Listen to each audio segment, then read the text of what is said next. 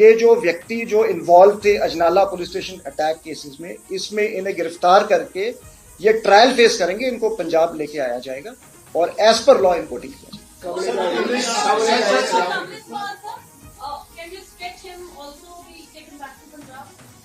You see, it will depend on the evidence available at the right time. We'll inform you for the पूरा focus. ਤੇ inputs ਤੋਂ ਬਾਅਦ CM ਸਾਹਿਬ ਦੇ directions ਹੈਗੇ ਕਿ ਸਾਨੂੰ ਫੋਕਸ ਕੁਆਲਿਟੀ ਕੰਮ ਤੇ ਫੋਕਸ ਕਰਨਾ ਹੈ, ਨਾ ਕਿ ਪਿਓਰਲੀ ਔਨ ਨੰਬਰਸ। ਤੇ ਸਾਡਾ ਜਿਹੜਾ ਫੋਕਸ ਹੈਗਾ ਜਿਹੜੇ ਐਕਚੁਅਲੀ ਜਿਹੜੇ ਸਟਰੀਟਸ ਦੇ ਜਿਹੜੇ ਡਰੱਗਸ ਵੇਚ ਰਹੇ ਹੈਗੇ, ਜਿਹੜੇ ਸਪਲਾਇਰਸ ਹੈਗੇ, ਉਹਨਾਂ ਨੂੰ ਟਾਰਗੇਟ ਕੀਤਾ ਜਾਊਗਾ ਤੇ ਉਹਨਾਂ ਨੂੰ ਗ੍ਰਿਫਤਾਰ ਕੀਤਾ ਜਾਊਗਾ, ਜੇਲ੍ਹ ਭੇਜਿਆ ਜਾਊਗਾ।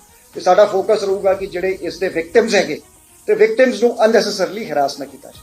ਇੱਕ ਇਨਪੁਟ ਆਈ ਸੀ ਜੋ ਅਸੀਂ ਹੁਣ ਤੋਂ ਲਾਗੂ ਕਰ ਰਹੇ ਹੈਗੇ ਕਿ ਥਾਣੇ ਦੇ ਵਿੱਚ ਜਿਹੜੇ MHCs ਹੈਗੇ, ਮੁਨਸ਼ੀਜ਼ ਹੈਗੇ, ਤੇ ਉਹ ਸੀਐਮ ਸਾਹਿਬ ਦੀ ਡਾਇਰੈਕਸ਼ਨ ਹੈਗੀ ਕਿ ਉਹਨਾਂ ਦਾ ਟੈਨਿਓਰ 2 ਸਾਲ ਦਾ ਫਿਕਸ ਕਰਤਾ ਜਾਵੇ ਤੇ ਉਸ ਤੋਂ ਬਾਅਦ ਉਹਨਾਂ ਨੂੰ ਰੋਟੇਟ ਕਰਤਾ ਜਾਵੇ as an administrative measure. So this measure will be introduced immediately. ਮੈਂ ਸਾਰਿਆਂ ਨੂੰ ਦੱਸਣਾ ਚਾਹਾਂਗਾ ਕਿ ਜਿਹੜੇ ਸਾਡੇ ਕੋਲ ਇੰਟੈਲੀਜੈਂਸ ਇਨਪੁਟਸ ਹੈਗੇ ਉਸ ਦੇ ਮੁਤਾਬਿਕ ਇਸ ਦਾ ਕਾਫੀ ਇੰਪੈਕਟ ਪਿਆ ਹੈ। ਜਿਹੜੀ ਐਂਟੀ ਡਰੱਗ ਡਰਾਈਵ ਹੈਗੀ ਉਸ ਇੰਪੈਕਟ ਕਰਕੇ ਟੂ ਦਾ ਐਕਸਟੈਂਟ ਜਿਹੜੇ ਸਾਡੇ ਜਿਹੜੇ ਇਸ ਸਾਈਡ ਦੇ ਕੂਰੀਅਰਸ ਤੇ ਦੂਜੇ ਐਲੀਮੈਂਟਸ ਹੈਗੇ ਉਹ ਡਰੱਗ ਕਨਸਾਈਨਮੈਂਟਸ ਨਹੀਂ ਚੁੱਕ ਰਹੇ ਹੈਗੇ, ਜਿਸ ਦੀ ਵਜ੍ਹਾ ਨਾਲ ਜਿਹੜੇ ਪਾਕਿਸਤਾਨ ਬੇਸਡ ਜਿਹੜੇ ਸਮਗਲਰਸ ਹੈਗੇ ਜਿਹੜੇ ਪੰਜਾਬ ਦੇ ਵਿੱਚ ਨਸ਼ਾ ਵੇਚ ਰਹੇ ਹੈਗੇ ਉਹਨਾਂ ਨੂੰ ਇੱਕ ਭਾਰੀ ਸੱਟ ਪਹੁੰਚੀ ਹੈ। ਤੇ ਇਨਪੁਟਸ ਇੰਡੀਕੇਟ ਕਿ ਪਾਕਿਸਤਾਨ ਦੀ ISI ਨੇ ਇੱਕ ਸਟ੍ਰੈਟਜੀ ਬਣਾਈ ਹੈ ਕਿ ਪੰਜਾਬ ਦੇ ਵਿੱਚ ਡਿਸਟਰਬੈਂਸਸ ਲਾਓ ਸੋ ਦੈਟ ਜਿਹੜਾ ਡਰਾਈਵ ਅਗੇਂਸਟ ਡਰੱਗਸ ਹੈ, ਜਿਹੜਾ ਯੁੱਧ ਨਸ਼ਿਆਂ ਵਿਰੁੱਧ ਹੈ, ਇਸ ਨੂੰ ਡਿਸਰਪਟ ਕੀਤਾ ਜਾ ਸਕੇ।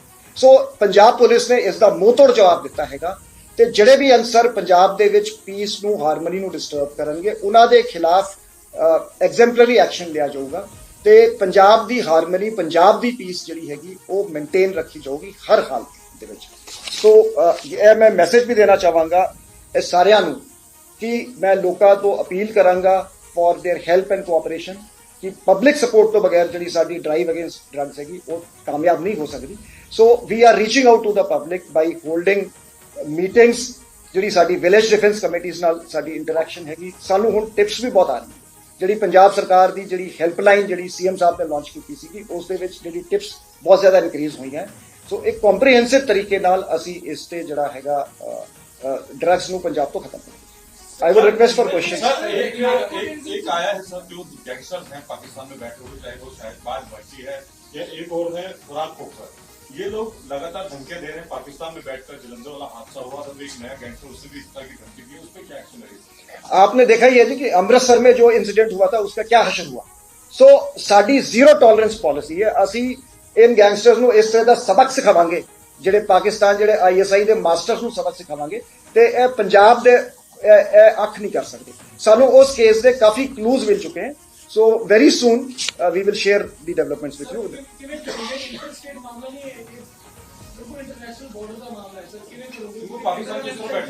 दिस रहा जी देखो इदा है जी कि सानू जी जिवें साडा भी ट्रेड क्राफ्ट है, साडी असी अपने टैक्नीकल इनपुट्स तो ह्यूमन इनपुट्स तो ਜਿਹੜੇ ਉਹਨਾਂ ਦੇ ਬੰਦੇ ਇਸ ਪਾਸੇ ਬੈਠੇ हैं सानू उसका पता हैगा। सो सानू पता भी पाकिस्तान नू किवें सट पहुंचानी है, ISI नू किवें सट पहुंचानी है, तो we are on the job.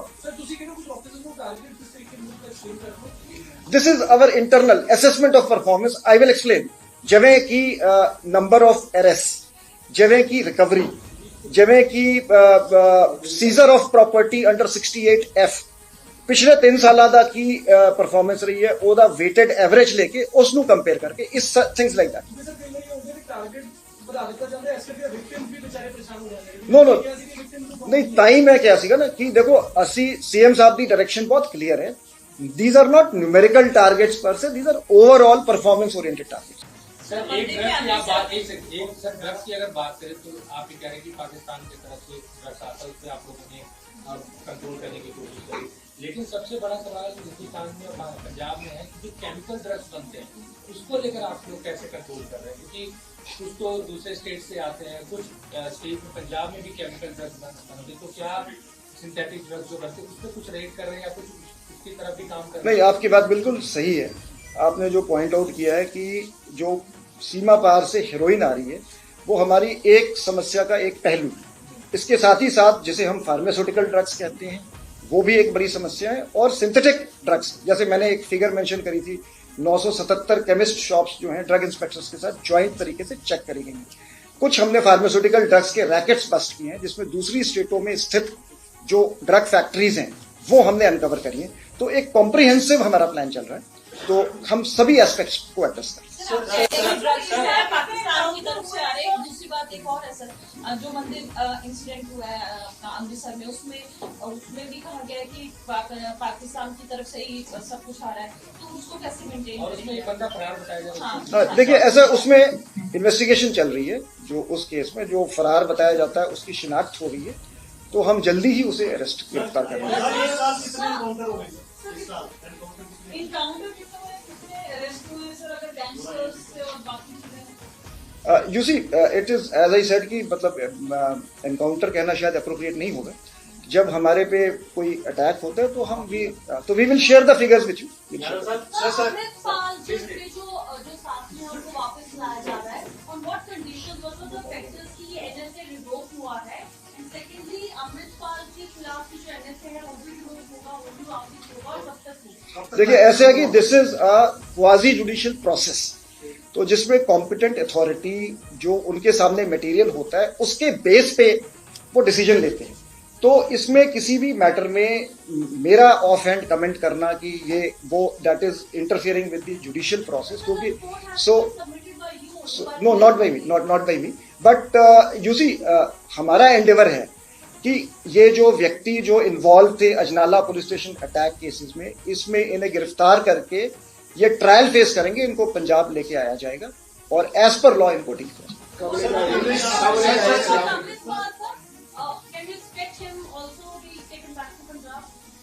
You see, it will depend on the evidence available. At the right time, we'll inform you. Lot of apprehensions are being made in this drive against traffic. ਜਿਹੜੇ ਹੈ ਉਹ critics ਹੈ, ਉਹ ਵੀ police structure के अंदर चल रहा है. Is there any data, sir, how many non-commercial those who have been arrested, non-commercial quantities वाले कितने लोग हैं या commercial quantity वाले कितने लोग हैं among these figures?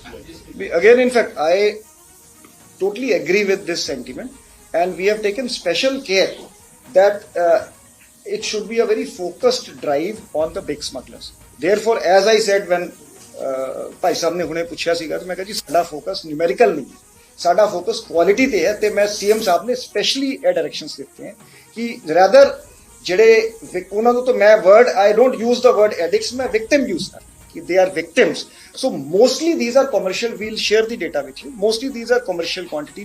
People who are either peddlers on the street or a level above them, जिन्हां नूं असीं supplier या distributor कहंदे।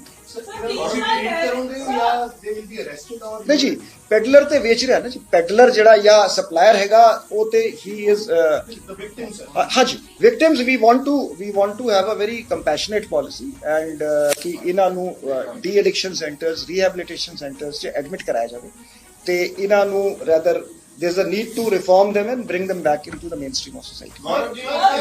Is there any empirical data that the drones which are coming from across the border, their numbers have gone down? Is it a fact that the numbers have gone down, the ones which are bringing drugs? To some extent, maybe it is the combined effort of all the forces that the number of drones has not gone down, but you are right, the size, the payload of drones has gone down. So it is our assessment that it is not that easy for the Pak smuggler to send a consignment across. So we are having large number of smaller drones, 1 kg, 1.5 kg, even half a kg payloads are coming, and basically the BSF is doing a very good job on the first line of defense, and in coordination with the BSF, so we are making a joint strategy so that we work together in synergy.